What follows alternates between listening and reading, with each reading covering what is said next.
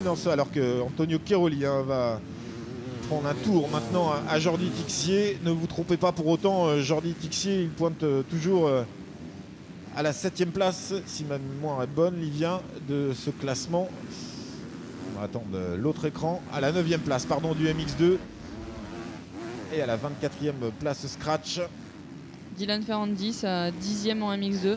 Ouais. Belle performance pour Dylan qui, on le rappelle, sort de blessure quand même. Donc c'est pas mal. Il progresse vraiment de course en course. Et on voit Jeffrey Hurling qui est repassé à l'attaque. Que s'est-il passé? On va le savoir à l'issue de cette super finale. Mais bon, étonnant alors qu'il était en... Je parierais bien sur une projection mal placée quand même. Ouais, dans les doigts ou vraiment quelque chose de... Voilà, qu'il a vraiment... Ouais, bizarre, ou une pédale de frein bloquée, quelque chose comme ça.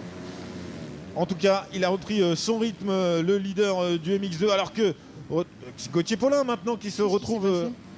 Que s'est-il passé pour Gauthier Paulin? On va regarder les intermédiaires, pourtant pas de soucis, mais Clément Desalle qui est revenu maintenant dans la roue de Gauthier Paulin, toujours en 2e position derrière Antonio Cairoli, mais menacé maintenant directement dans le dernier tour par Clément Desalle.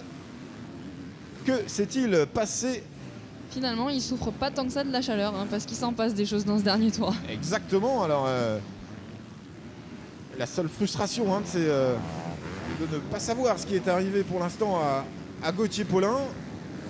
Et on va surveiller l'arrivée. Bon, Antonio Cairoli va s'imposer. Finit bien tranquille. De nouvelles démonstrations. Que dire, on a l'impression qu'on va répéter ça week-end après week-end, mais tant la domination du pilote italien, quel que soit le terrain, quelles que soient les conditions et quels que soient ses adversaires, est importante.